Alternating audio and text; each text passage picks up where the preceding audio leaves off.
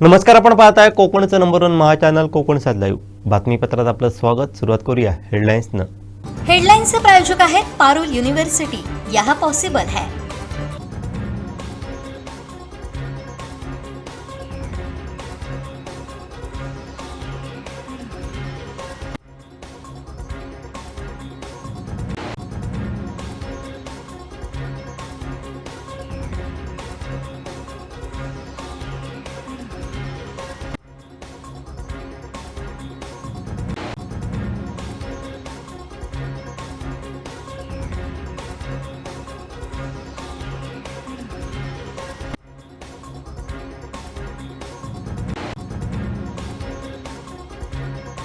आता पाहूया सविस्तर बातम्या।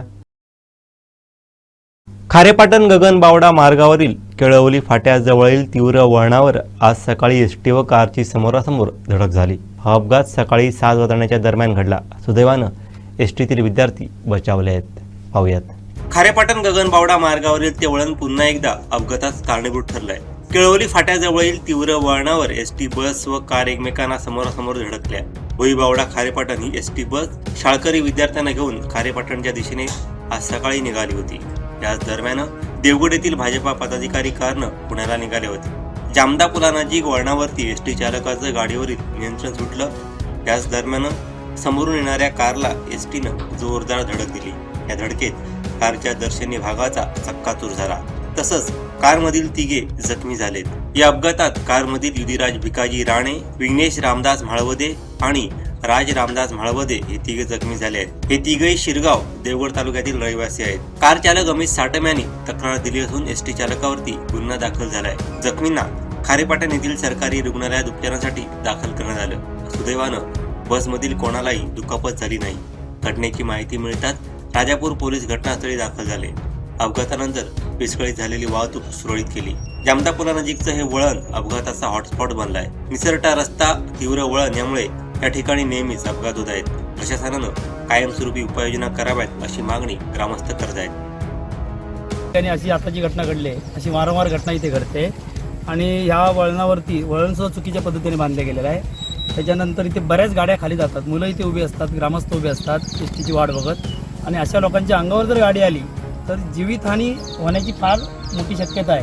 त्यामुळे जीवितहानी होण्याच्या पूर्वी जर यावर काहीतरी प्रशासनाने उपाय केला तर नक्की बरं होईल, बऱ्याच लोकांचे जीव वाचतील असं मला वाटतं। या घटना वारंवार घडू नयेत यासाठी शासनाने लक्ष घालून हा प्रश्न मार्गी लावावा असं मला वाटतं। धन्यवाद। हरियाणजी, आज इथे हा अपघात झाला, काय नेमकी काय घटना घडली, कसा झाला अपघात?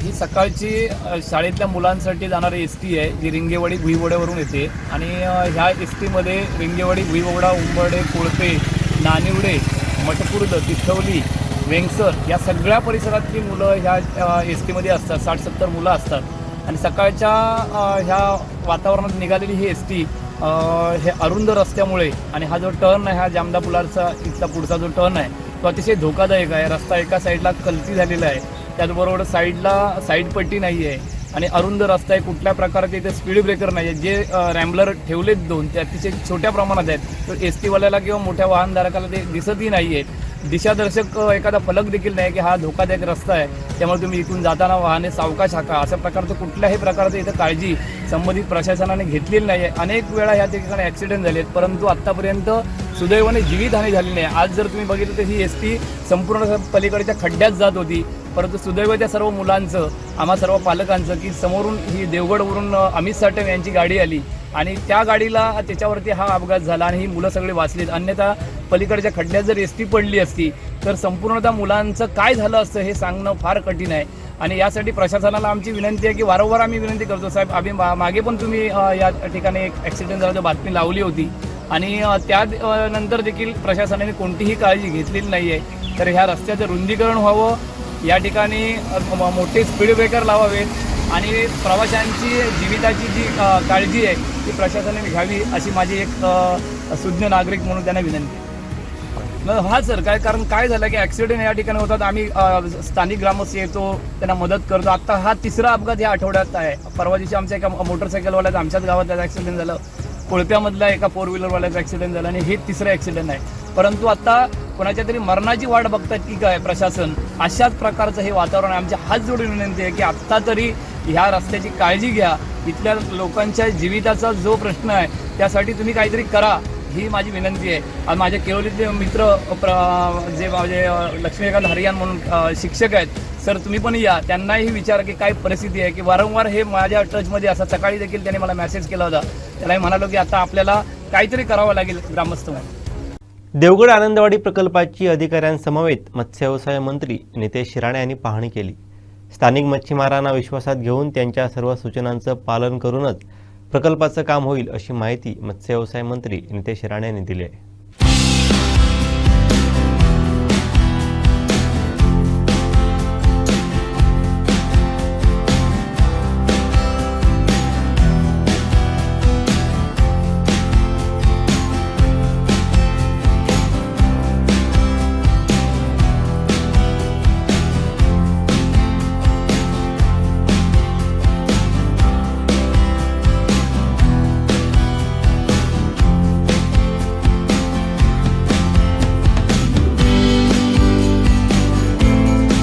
बैठक आम्ही मत्स्य खातं म्हणून इथे लावलेली आहे. माझ्याबरोबर जिल्हाधिकारी मॅडम आहेत, आमच्या मत्स्य विभागाच्या महामंडळाचे संचालक खपलेजी आहेत, माजी आमदार गोपटे साहेब, सगळेच प्रमुख मान्यवर आहेत आणि या भागातले जिल्ह्यातले मच्छीमार संस्थेतले विविध प्रतिनिधी आहेत, मान्यवर आहेत. आपण आज आनंदवाडी बंदरामध्ये बसलेलो आहे आणि आज मत्स्य व्यवसाय खातं म्हणून, महाराष्ट्र राज्य म्हणून या बंदरामध्ये होणारा विकास, त्या दृष्टिकोनातून आपल्या सगळ्यांशी चर्चा व्हावी, आपल्या सगळ्यांकडे होणाऱ्या विकासासंदर्भात माहिती द्यावी आणि येणाऱ्या कालावधीमध्ये ते 85 कोटी आपल्या लोकांना प्राप्त झालेले आहेत, ते नेमकं कुठल्या कामावर किंबहुना कुठली कामं आम्ही प्राधान्य क्रमांकाने घ्यावी, यासाठी मी ही बैठक आयोजित करायला सांगितलेली आहे. आम्ही जेव्हा मंत्रालयामध्ये ही बैठक घेतली तेव्हा खपलेजी आणि माझ्या सगळ्या अधिकाऱ्यांनी मला ही माहिती दिली की आता 85 कोटी परत एकदा, पहिल्या 85 कोटी आले होते पण त्या 85 कोटीचं नेमकं काय झालं तू आजूबाजूला तुम्ही अनुभव घेत असाल. पण आता हे जे 85 कोटी प्राप्त झालेले आहेत, माझी इच्छा आहे की आपण सगळ्या जणांचं, देवगडकरांचं, सिंधुदुर्ग वासियांचं इच्छा होती की हे आपलं देवगड बंदर 100% क्षमतेने सुरू व्हावं, जेणेकरून विकासाची असंख्य दालनं उघडतील. आता ते बोलत असताना जवळजवळ 22 कामं, बरोबर ना, 22 कामं प्रस्तावित आहेत. स्क्रीनवर ही दाखवली जातील आणि एक मान्यवर उठून पण आपल्याला जी कामं आहेत ती आपल्याला वाचून दाखवतील. ती आपण सगळ्या जणांनी ऐकल्यानंतर मला अशी अपेक्षा आहे की कुठली कामं प्राधान्य क्रमांकाने घ्यावी याच्या बाबतीमध्ये सगळ्या जणांनी नाही एकत्र येऊन किंवा गोंधळ करून नाही, पण काही लोकांनी, जबाबदार लोकांनी प्रतिनिधी म्हणून आम्हा लोकांना अगर सूचना दिल्या की नितेशजी 22 कामं अशी आहेत, त्याच्यामध्ये पहिलं काम हे घ्या, दुसरं काम हे घ्या, तिसरं काम हे घ्या, जेणेकरून काम जे असं आम्ही सुरू करण्याच्या वेळी आपण जे काय आज आम्हा लोकांना माहिती द्याल, सल्ले द्याल, त्या सूचना द्याल प्रामुख्याने, त्यानुसार आमचं मत्स्य खातं काम सुरू करणार आहे. आम्ही ही कामं निवडली असती तर कदाचित आपल्याही मनामध्ये कंतू परंतु वाटलं असतं की बाबा ही कामं आता करण्याची गरज नाही, ते दुसरं काम करायला पाहिजे होतं. उदाहरण, मला जे काय प्रामुख्याने सगळ्यात मच्छीमार बांधवांनी आणि प्रतिनिधींनी सांगितलंय ते सर्वात पहिलं काम आपण घ्यावं ते गाळ काढण्यात. बरोबर आहे की नाही? सगळ्या जणांना मान्य आहे? गाळ काढण्याचं काम आपण पहिलं घ्यावं. असंच 2, 3, 4, 5 अगर आपण ठरवून अगर ही कामं नक्की केली, मला तुमच्या सगळ्यांचा सहभाग घेऊन या बंदरातला पूर्ण पद्धतीने विकास करायचा आहे. कोणाच्याही मनामध्ये किंतु परंतु ठेवायची नाही आहे. कारण का हे 85 कोटी आदरणीय मुख्यमंत्री देवेंद्र फडणवीस साहेबांनी आमच्यावर विश्वास ठेवून ह्या खात्याच्या माध्यमातून ह्या बंदराचा 100% विश्वास होईल म्हणून परत एकदा हे 85 कोटी आम्हाला उपलब्ध करून दिलेले आहेत. म्हणून हा पैसा जनतेचा आहे आणि म्हणून पायी पैसा हा योग्य कामासाठीच खर्च केला जाईल किंवा जावा ह्या दृष्टिकोनातून ही बैठक आज मी बोलवलेली आहे. ही काही राजकीय सभा नाही, आम्ही टाळ्या मिळवण्यासाठी भाषण करण्यासाठी हा कार्यक्रम नाही. शेवटी कोणतरी आभार मानेल आणि आपण आपल्या घरी निघून जाऊ एवढंच पर्यंत आहे. फक्त आता कपलेजी आपल्याकडून आपण बोला किंवा कोणतरी एका व्यक्तीला जो व्यवस्थित कामं पहिलं आपण काय करू, सगळी कामं वाचून देऊन दे लोकांना. कुठली कामं प्रस्तावित आहेत त्याच्यामध्ये मग आपण पहिलं उदाहरण गाळ काढण्याचा काम घ्यायचंच आहे. मग दुसरं कुठलं, तिसरं कुठलं, असे 4, 5, 6 कामं आपण यादीमध्ये घाटे साहेब आपण आणि सगळे जबाबदार लोक आम्हा लोकांना थोडं मार्गदर्शन करावं जेणेकरून ही कामं आपण लवकरात लवकर सुरू करू. आपल्याला ह्या पूर्ण बंदराच्या चेहरा मोहरा बदलायचा आहे. आता दिसलेल्या बंदरापेक्षा वेगळं आणि मच्छीमारांना आर्थिक उन्नती किंबहुना जिल्ह्याचं दरडोई उत्पन्न वाढू शकतं एवढी क्षमता आमच्या ह्या देवगड बंदरामध्ये आहे. आणि म्हणून ह्या 85 कोटीचा योग्य वापर आपल्या जिल्ह्याच्या आणि देवगडच्या विकासासाठी, मालवण आणि जिथे जिथे आपल्या किनारपट्टीवर आमचा मच्छीमार राहतो त्यांच्या विकासासाठी झाला पाहिजे. या दृष्टिकोनातून योग्य वापर व्हावा यासाठी ही बैठक आजची बोलवलेली आहे. भारत स्वतंत्र झाल्यानंतरही 14 वर्ष गोवा पोर्तुगीजांच्या ताब्यात होता. स्वातंत्र्य प्राप्तीनंतरच खऱ्या अर्थानं गोवा मुक्ती उठावास सुरुवात झाली. गोवा स्वातंत्र्य होण्यासाठी कित्येक आंदोलनं झाली. गोवा मुक्तीचा लढा लढताना देशभरातील शेकडो सत्याग्रही शहीद झाले. त्यांच्या स्मरणार्थ गोवा शासनानं महाराष्ट्र गोवा राज्यांच्या सीमेवर पत्रादेवी इथं हुतात्मा स्मारकाची उभारणी केली होती. या हुतात्मा स्मारकाचा इतिहास पुढील पिढीला समजावा यासाठी गोवा सरकारनं 12 कोटी रुपये खर्चून नवी झळाळी दिली आहे. पाहूयात.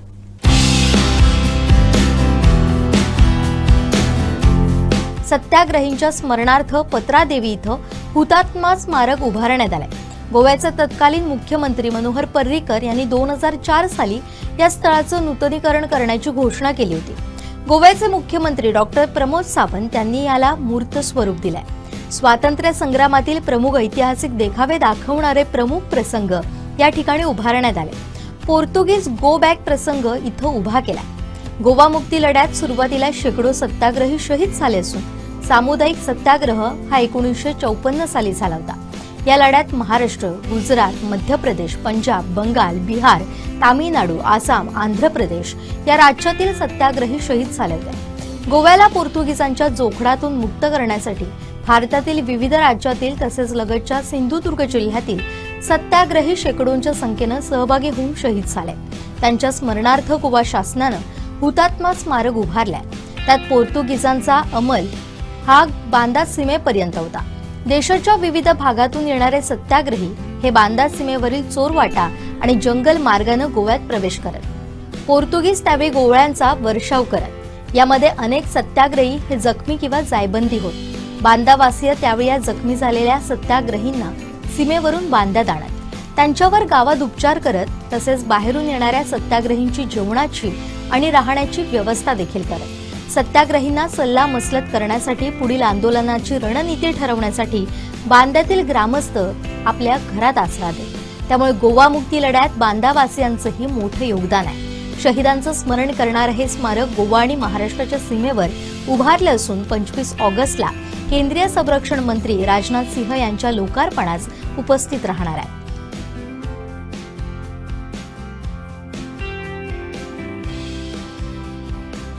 इन्सुली इथं आयोजित रानभाज्या महोत्सवाला उत्स्फूर्त आणि विक्रमी प्रतिसाद मिळाला आहे. सामाजिक कार्यकर्त्या वेदिका परब यांच्या हस्ते या महोत्सवाचा शुभारंभ करण्यात आला. भाजपचे युवा नेते विशाल परब, उपसभापती गौरव मुळीक यांची प्रमुख उपस्थिती यावेळी होती.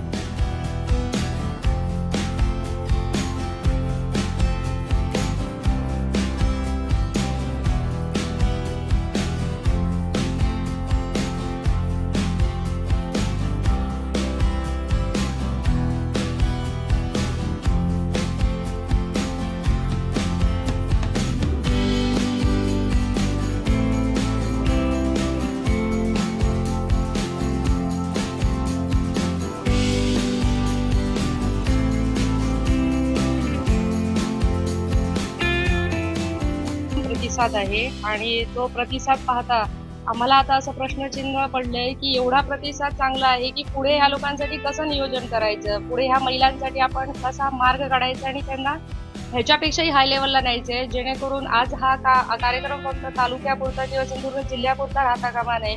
हा संबंध देशभर पसरला पाहिजे आणि पहिलं महाराष्ट्रापासून याची सुरुवात झाली पाहिजे आणि इथल्या महिलांना यामार्फत विशेष अशा काहीतरी सवलती निर्माण झाल्या पाहिजे किंवा विशेष असं सहकार्य किंवा विशेष हे जे मेनूज आहेत ते आजपर्यंत आम्ही पण पाहिले नाहीत, तर ह्या मेनूजना कुठेतरी 5 स्टार 7 स्टार दर्जा भेटला पाहिजे आणि या हॉटेलमध्ये पण हे अवेलेबल झाले पाहिजे अशी आमची ध्येय धोरणं आहे. कोकणामध्ये जगात ज्या गोष्टी मिळत नाहीत त्या आपल्या या ठिकाणी मिळत आहेत. परमेश्वराच्या कृपेने आमच्या सर्व माऊलींना खरोखर आज हा जो काय कार्यक्रम घेतलाय त्याचं खरं श्रेय त्यांना द्यायला पाहिजे. या ठिकाणी आपण पाहिल्यानंतर आज मला वाटतं 100-200 नाही तर हजारोंच्या संख्येने अलग अलग प्रकारच्या भाज्या आणि पाककला अशा प्रकारची या ठिकाणी कला पाहतोय. तर मला एकच म्हणायचं आहे, आपण म्हटल्याप्रमाणे एखादा मँगो गुजरातमधला असेल तो देशभर आणि जगात जातो, पण कोकणातली एखादी भाजी आहे ती आपल्या परिसराच्या बाहेर चर्चाच होत नाही. तर मार्केटिंगमध्ये कुठेतरी आपण कमी पडतोय. या ठिकाणी मार्केटिंग हे जर जोरदार झालं भाजीपाल्याचं तर मला वाटतं जगामध्ये या आमच्या कोकण भूमीमध्ये तळ कोकणामध्ये अशा प्रकारचा आगळा वेगळा जो साठा आहे तो पूर्ण देशभर जाऊ शकतो. आता टाळकाळा म्हणा किंवा कुठली भाजी म्हणा, ही रानभाजी आपण जंगलातला आणल्यानंतर त्याला मोठा खर्च नसतो, पण कुठली भाजी कुठल्या गोष्टीवर वापरतात, शरीरावरील कोणता त्रास झाल्यानंतर कोणती वेल वापरली जाते, अशा प्रकारची जी गणितं आहेत या ठिकाणी एक संशोधन, जसं मोजे संशोधन केंद्राची मंडळी या ठिकाणी आम्हाला चांगल्या प्रकारे मदत करत आहेत. तर आपल्याकडे इथे व्याख्यान होऊन त्या ठिकाणी प्रसिद्धी देणं ही काळाची गरज आहे आणि मला वाटतं आमच्याबरोबर आमचे गौरवजी मुळीक असतील, प्रशासन आमच्यासोबत आहे, पालकमंत्री नितेशजी राणे, आदरणीय प्रदेश अध्यक्ष रवींद्रजी चव्हाण साहेब यांच्या मार्गदर्शनाखाली पुढच्या वर्षी एक आगळा वेगळा हजारोंच्या संख्येने महिलांचा चांगला मोठा कार्यक्रम 2 दिवसाचा ठेवण्याचं मी आताच्या कार्यक्रमामध्ये डिक्लेअर करणार आहे. किंवा बाहेरच्या देशामध्ये सुद्धा आमच्या तळ कोकणातली महिला, आपली मंडळी, आपली या ठिकाणची सर्व भावंडे काय करू शकतात याचं आज आपण एक ज्वलंत उदाहरण आपण आज सर्वांनी पाहिलेलं आहे. या कालावधीमध्ये आपण सावंतवाडीसाठी आठवडा बाजारासाठी मी तशी सूचना करून तशा प्रकारचा आठवडा बाजार करण्यासाठी आपण नक्कीच प्रयत्न करू. खूप छान आणि खूप स्तुत्य असा उपक्रम होता हा. याच्यातनं साधारणतः आपल्या या ठिकाणच्या महिलांना या ठिकाणी त्यांच्याकडची जी कला आहे ते दाखवण्यासाठी एक चांगलं असं व्यासपीठ या ठिकाणी निर्माण केलं. त्याबद्दल सर्वच आयोजकांचे मी आभार मानतो. टँकरमुक्त वेंगुर्ला नंतर आता बॅनरमुक्त वेंगुर्ला करण्याचा महत्त्वपूर्ण निर्धार वेंगुर्ला नगर परिषदेने केला असून शहरात यापुढे कोणत्याही प्रकारचे बॅनर लावण्यास परवानगी दिली जाणार नाही. गणेश चतुर्थीपुरतं मर्यादित न राहता हा निर्णय कायमस्वरूपी लागू करण्याचा मानस असल्याची माहिती नगराध्यक्ष दिलीप गिरब यांनी पत्रकार परिषदेत दिली. गणेशोत्सवाच्या नियोजनासाठी नुकत्याच झालेल्या बैठकीत नागरिकांच्या उपस्थितीत व नागरिकांच्या मागणीनुसार हा निर्णय घेण्यात आल्याचं गिरब यांनी सांगितलंय. यावेळी गणेशोत्सव काळात वाहतूक व्यवस्था, पार्किंग व्यवस्था, विद्युत वितरणबाबत नियोजन करण्यात आलं आहे.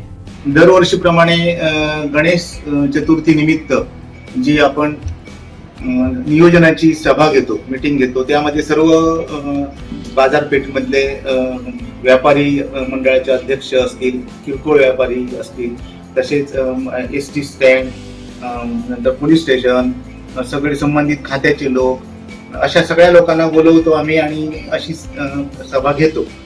तशी सभा आमची कालच पार पडली आणि यामध्ये सर्वात महत्त्वाचा एक निर्णय घेतला गेला आणि या सभेमध्ये सर्व पक्षीय लोक होते, व्यापारी मंडळाचे अध्यक्ष होते आणि यामध्ये सर्वांनी स्वतःहून सांगितलेला निर्णय म्हणजे वेंगुर्ला मध्ये बॅनर बंदी करा, बॅनर मुक्त वेंगुर्ला करा.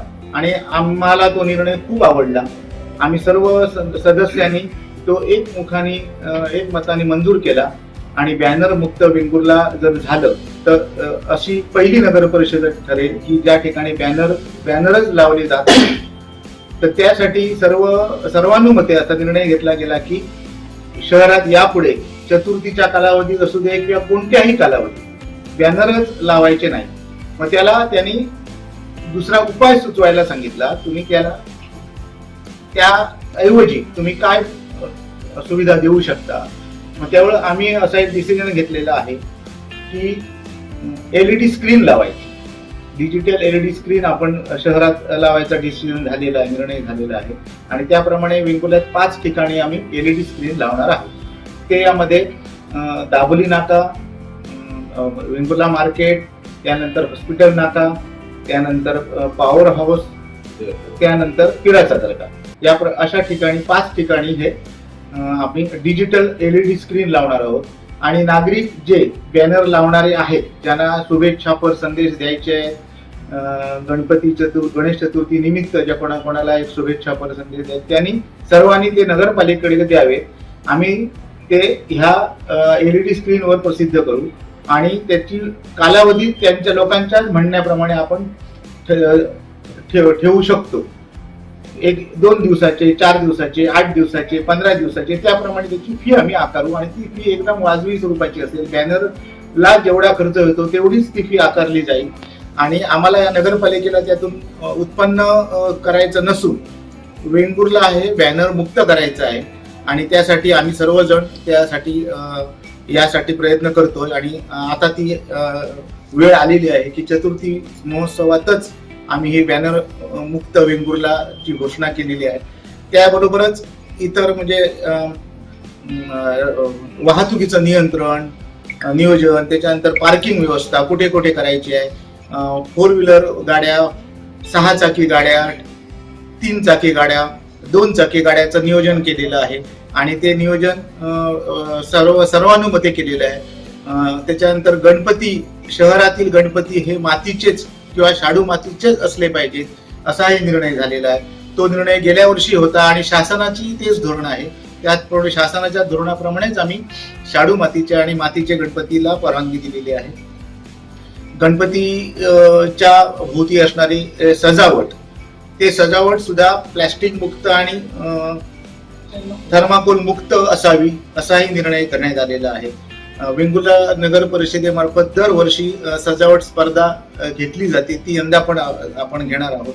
अशा प्रकारे महत्वाच्या विषयावर चर्चा झाली आणि ते सर्वानुमते सर्व विषय मंजूर झालेले आहेत. अवजड वाहनांसाठी दिनांक 10 ते 26 या कालावधीत सर्व अवजड वाहनं हॉस्पिटल नाक्यावरून डाव्या बाजूला वळून कॅम्प मार्गे पॉवर हाऊस कडून ती बस स्टँडकडे जातील. तशीच बस स्टँड वरून येणारी सर्व वाहनं, अवजड वाहनं ही त्याच बाजूने पिराच्या दर्ग्यातनं रामेश्वर मंदिर, हॉस्पिटल नाका वर येतील आणि पुढे जातील. 10 ते 26 पर्यंत हॉस्पिटल नाका ते दाभोली नाकापर्यंत अवजड वाहनासाठी 10 ते 26 या दिवशी अवजड वाहनं बंद राहतील. तसेच 12 आणि 13 या 2 दिवशी माटवीचं सामानासाठी बाजार भरतो.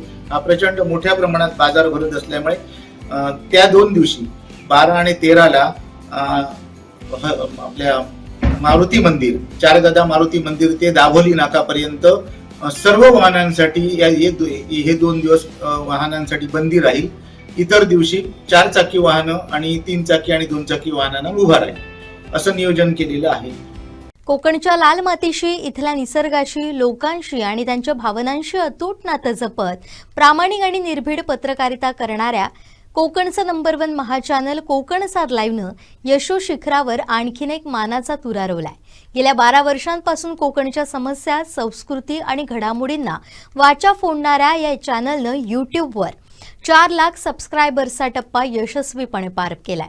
डिजिटल माध्यमांच्या विश्वात असा ऐतिहासिक टप्पा गाठणारं कोकणसाद लाईव्ह हे कोकणातील नंबर 1 अग्रगण्य महाचॅनल ठरलंय. कोकणचं नंबर 1 महाचॅनल कोकणसाद लाईव्हनं डिजिटल माध्यम क्षेत्रात मोठी भरारी घेतली आहे. आमच्या यूट्यूब चॅनलनं तब्बल 4 लाख सबस्क्रायबर्सचा टप्पा पार केलाय. त्यामुळेच कोकणातील नंबर 1चं अग्रगण्य महाचॅनल कोकणसाद लाईव्ह हे केवळ आता बातमी देणारं माध्यम उरलेलं नसून तो प्रत्येक कोकणवासियांचा आवाज, विश्वास आणि हक्काचं व्यासपीठ बनलाय. स्थानिक प्रश्नांची तड लावणं असो, सत्य घटनांची आक्रमक मांडणी असो वा कोकणच्या समृद्ध लोककलेचा आणि संस्कृतीचा जागर असो, कोकणसाद लाईव्हनं नेहमीच सर्वसामान्यांच्या हिताला प्राधान्य दिलंय. गेल्या एका तपाहून अधिक काळ कोकणातल्या तळागाळातील बातम्या सातत्यानं आणि निष्पक्षपणे जनतेसमोर मांडलाय. हा ऐतिहासिक टप्पा गाठल्यानंतर चॅनलचे मुख्य संपादक सागर चव्हाण आणि संपूर्ण टीमनं प्रेक्षकांचे आभार मानले. हा 4 लाखांचा टप्पा म्हणजे कोकणवासियांनी आमच्यावर दाखवलेल्या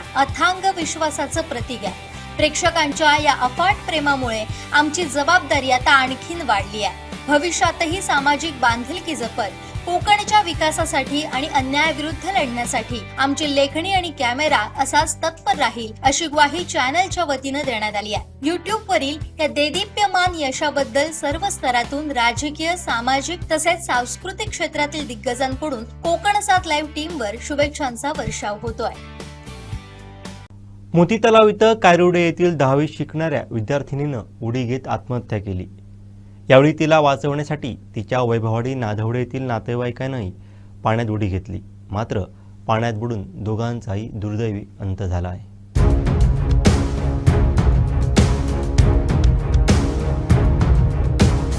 शनिवारी सकाळच्या सुमारास ही घटना घडली. ती युवती ही कायरोडे येथील शाळेत 10वी इयत्तेत शिकत होती. लिसा गोसावी असं तिचं नाव असून शनिवारची सकाळची शाळा आटपून ती सावंतवाडीत आली होती. तिच्यासोबत तिची चुलत बहीण देखील होती. यावेळी वैभववाडी नादवडे येथील रोहन गोसावी हा त्यांचा नातेवाईक मुंबईहून तिला भेटण्यासाठी आला होता.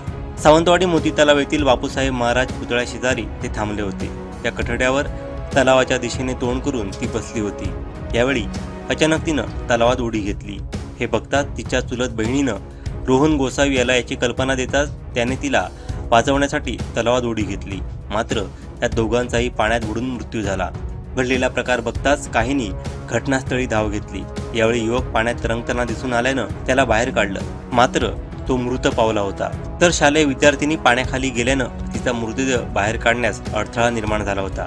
पोलिसांनी घटनास्थळी धाव घेत पाहणी करून सह्याद्री ॲडव्हेंचर आंबोली सांगली रेस्क्यू टीमला पाचारण केलं.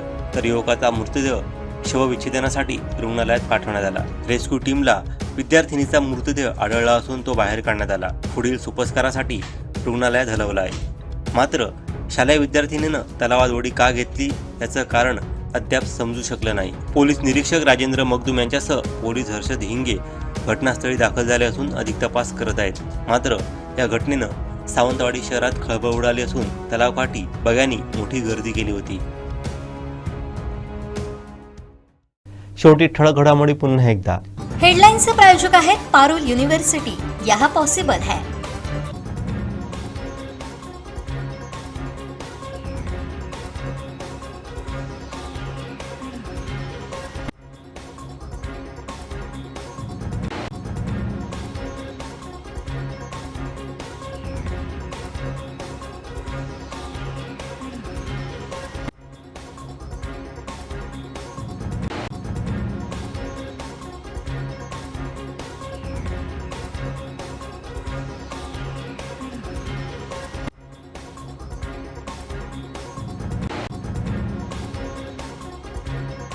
बातमीपत्रात वेळ झाली ते थांबण्याची. पाहत राहा बदलत्या कोकणचा बुलंद आवाज. कोकणचं नंबर 1 महा चॅनल कोकण 7 लाईव्ह. धन्यवाद.